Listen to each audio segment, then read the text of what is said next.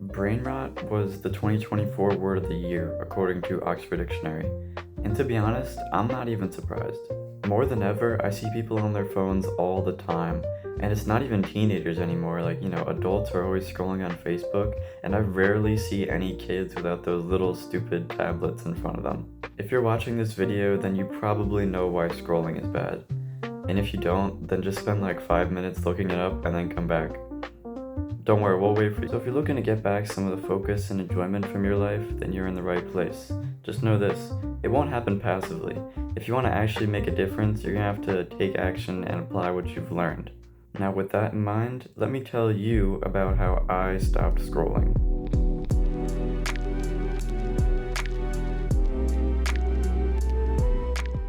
I used to scroll a lot too, mostly when I was bored. And I did find some funny stuff, I'm not gonna lie.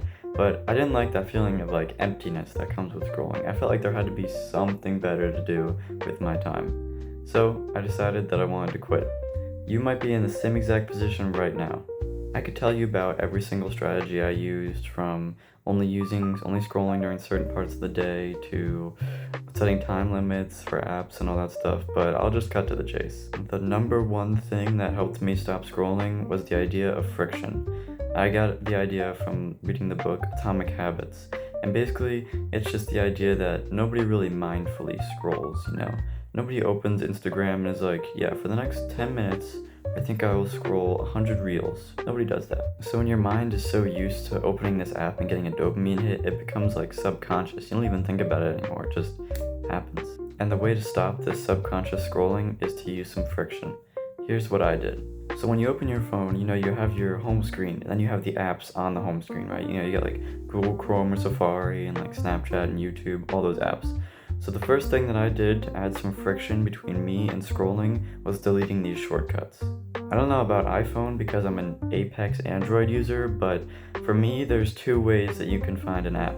You can see it on the home screen as a shortcut, or you can search for it in the app bar or whatever that is. So that was the first level of friction that I added when was removing the shortcut. Instead of opening your phone and immediately seeing Instagram and being okay, I want to scroll, I'm gonna click on this, you have to actually think okay, it's not here, so I don't see it, but I know that I want to scroll, so I have to, go through the search bar and find Instagram and then go. It's such a small thing, you think that it really wouldn't make a difference, but it kind of did. I started seeing differences in a week. And the best part about this idea is that you can take it even further. If you still have an app that you don't like, try logging out every time you stop using it. I did this for Instagram, and it's such a game changer, because now instead of going to your home screen and opening reels within 1 or 2 seconds, now you have to go and navigate it through the search app bar, whatever it is, and then you have to put in your username and password and then log in. That takes seconds. Now you go from 2 seconds to reels to 7 or 8 seconds to reels, and it really doesn't sound like that much, but just that little bit of friction could be enough to stop you from scrolling for half an hour. And the good thing about this idea is that you can just keep going with it. You don't have to stop there. You could try uninstalling the app completely, and then when you have to actually use it, to, communicate with somebody, you can just use the web version. And I know that nobody likes using the web version, so that'll be a ton of friction between you and scrolling. Imagine scrolling on Instagram Reels on the web version. That would be so miserable. And after you start doing this for a week or two, you'll start to notice some benefits.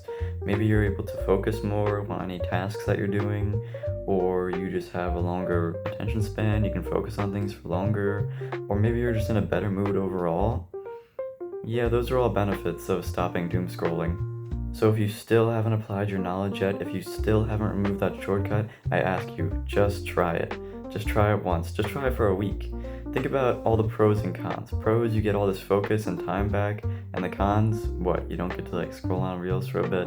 You just gotta think about it. Giving yourself a little friction now between you and reels could save you so much time in the future. But yeah, that's pretty much it. That's the strategy that I use to stop scrolling. To all those who made it through this video without clicking off, I salute you. Good job.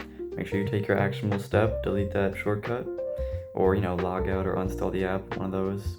If you enjoyed this video and could see yourself watching more, all that, feel free to subscribe. I'll be uploading a bit more soon, I think. And yeah, that's pretty much it. I will see you in the next one. Bye.